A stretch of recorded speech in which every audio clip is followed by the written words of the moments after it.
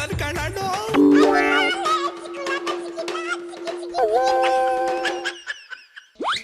ಅಂತೂ ಇಂತೂ ಜಮೀರು ದಾವಣಗೆರೆ ಕ್ಯಾನ್ವಸಿಗೆ ಬಂತು ಕಣೆ. ಲೇ ಏನ್ಲ ಇದು ಬಂತು ಅಂತ ಜನ ಇಷ್ಟೊಂದು ಸಂಭ್ರಮ ಮಾಡ್ತಾವೆ. ಬರೋದಿಲ್ಲ ಅಂತ ಮುನ್ಸ್ಕೊಂಡಿರ್ತಲ್ಲಣ, ಈಗ ಏಕ್ದಮ್ ಬಂದ್ಬಿಟ್ಟೈತೆ ಅಂತವ ಒಸಿ ಬಿಲ್ಡಪ್ ಕೊಡ್ತಾವೆ ಅಷ್ಟೇ ಕಣೆ. ನಾನು ಯಾವತ್ತೂ ಮುನ್ಸ್ಕೊಂಡಿಲ್ಲ. ನಾನು ಆಕ್ಚುಲ್ ಕ್ವಶನ್ ಇದ್ದಿದ್ದ ಕಾರಣಕ್ಕೆ ನಾನು ಹೋಗಕ್ ಸಾಧ್ಯ ಆಗಿಲ್ಲ.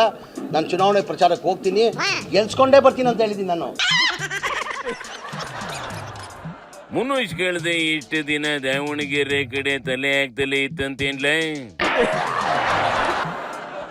ಜಮೀರು ಬರ್ದಲೇ ಇದ್ರು ಅಷ್ಟೇ ಹೋಯ್ತು, ನಮ್ಗೇನ್ ಲಾಸ್ ಇಲ್ಲ ಅಂತವ ಮಲ್ಲಿಕನ ಹೇಳಿತ್ತಲ್ಲಣ್ಣ.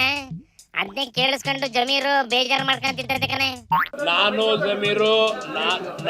ಜಮೀರು ಬಹಳ ದಿವಸಗಳ ಸ್ನೇಹಿತು, ಚಡ್ಡಿ ದೋಸ್ಗಳು ಏನೋ. ನಾನು ಇವರಿಗೆ ಜಮೀರ್ ಅಂತಾನೆ ಮಾತಾಡೋದು, ಅವನು ಮಲ್ಲು ಅಂತಾನೆ ಮಾತಾಡೋದು. ಬಾರೋ ಹೋಗೋ ಅಂತ ಅವನು ಕರಿತಾನೆ, ನಾನು ಬಾರೋ ಹೋಗೋ ಅಂತಾನೆ ಕರಿತೇವೆ. ಯಾವುದು ಏನು ವೈಯಕ್ತಿಕವಾಗಿ ಯಾವುದು ಇಲ್ಲ. ಜಮೀರು ನಾವು ಸ್ನೇಹಿತರು, ಸ್ನೇಹಿತರಾಗೆ ಇರ್ತೀವಿ.